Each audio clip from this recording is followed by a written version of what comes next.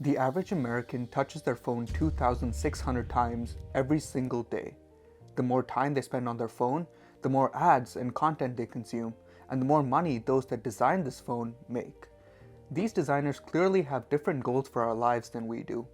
Money is made when we read and scroll and interact, leaving our likes and dislikes, and providing data to be sold to advertisers, which ultimately leads us to consuming products that we don't really need. They make no money when we actually connect with our friends and family, when we follow our dreams, when we have fun, when we experiment, when we learn new things, and when we live our lives. When I was in high school, I was never much of a social media person.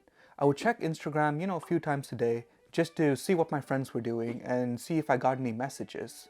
Then I would get off my phone and then spend the rest of my time exploring my different hobbies. I had points in my life where I'd completely deleted all my social media apps, and this didn't feel like it was a big thing. It was not a trend at the time. Of course, this was before the age of short-form content.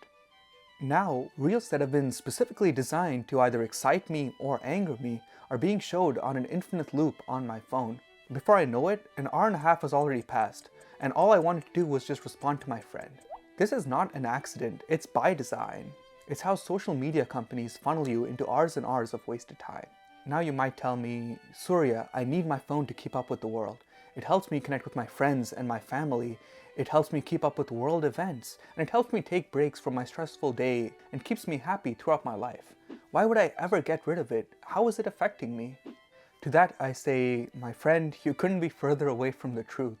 In this video, we're going to look at how phones are not just wasting your life, they're degrading your ability to find your purpose and live your ideal dream life. But don't lose hope just yet, because there is an antidote to this poison. An antidote that I've tested myself, and I can show you it works.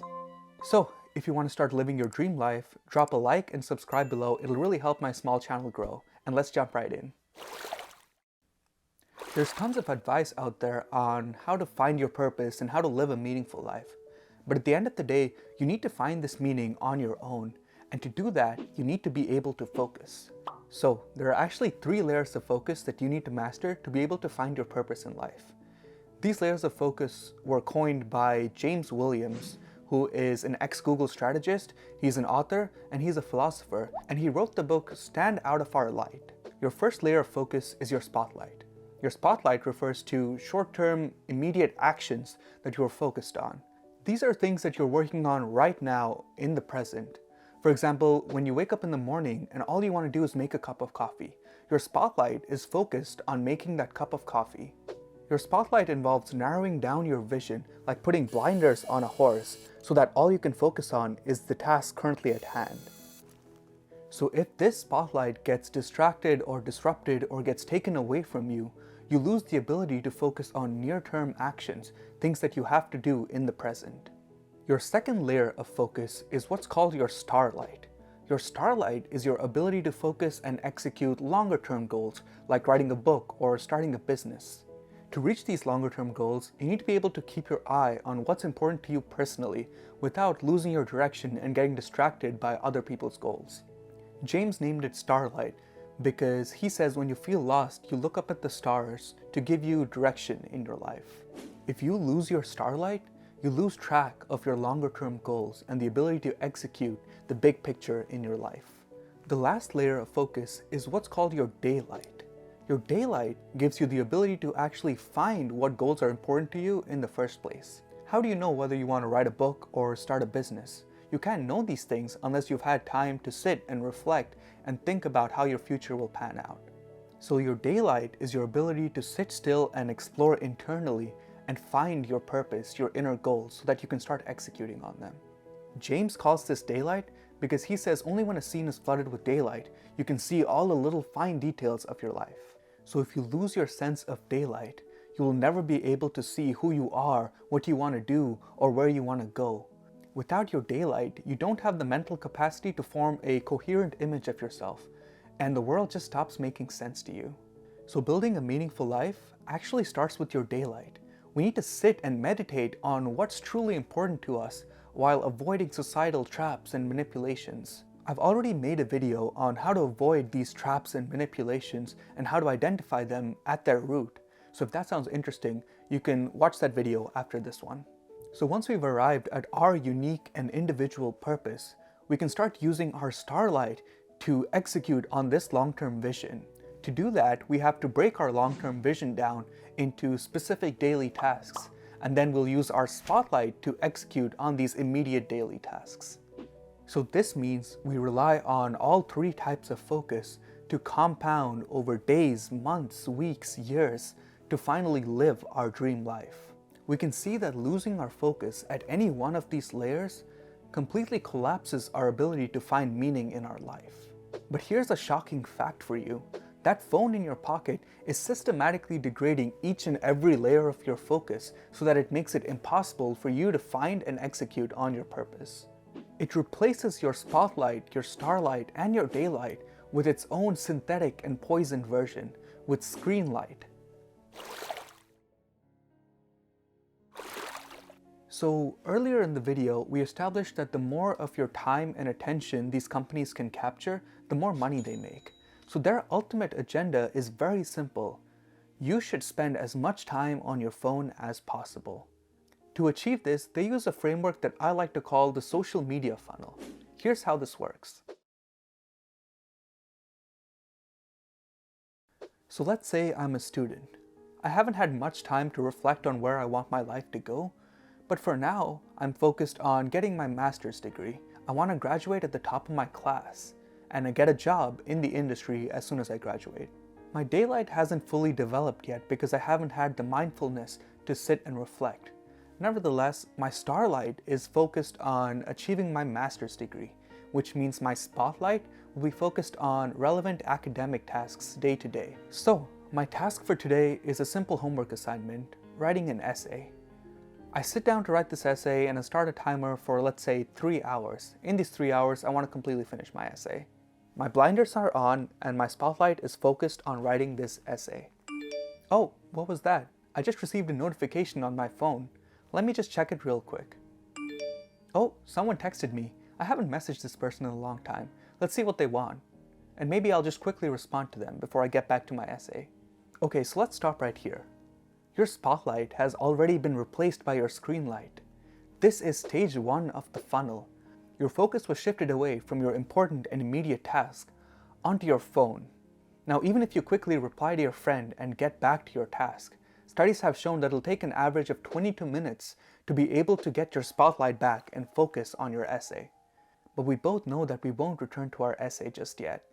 Okay, I've responded to my friend. While I wait for their reply, let me just check if there are any life updates.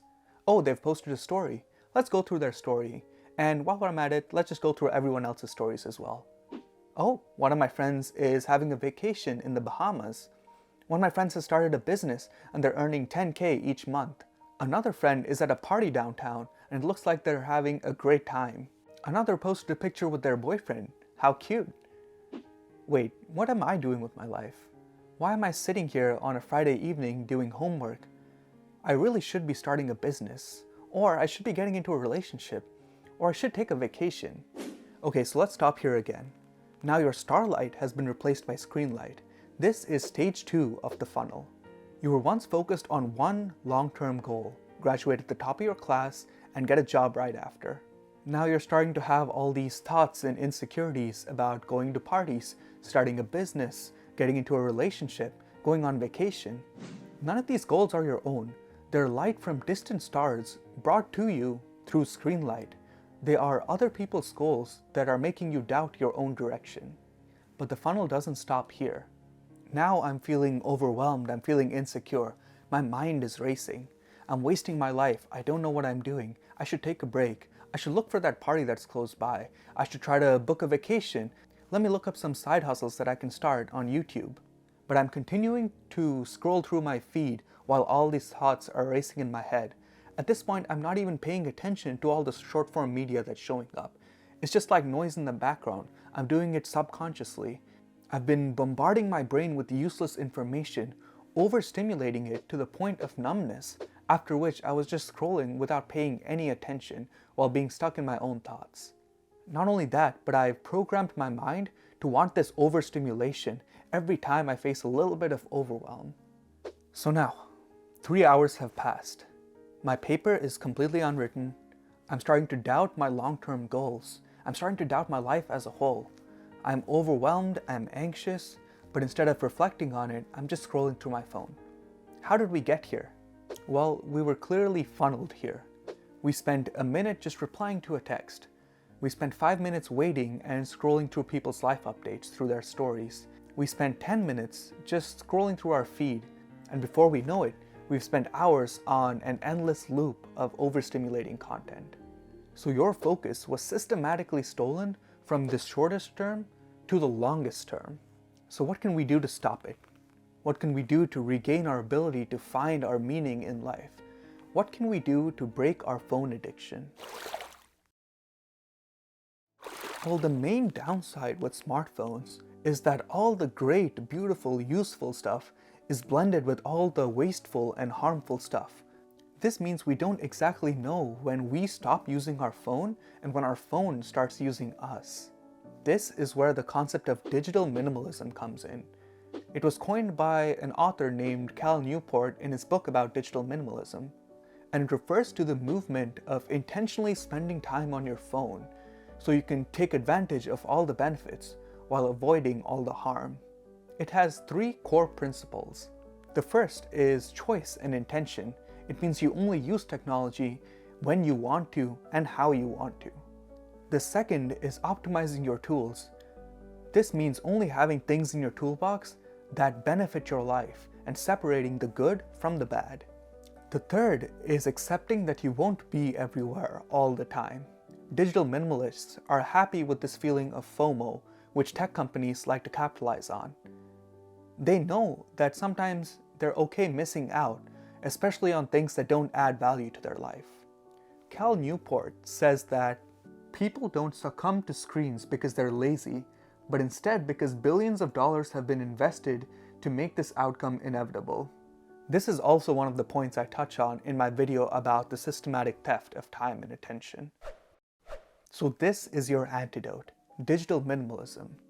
I actually spent 6 months experimenting with different types of digital minimalism, and it has changed my life for the better. I found that most approaches fall into one of 3 categories: an intention-based approach, a time-based approach, and a device-based approach.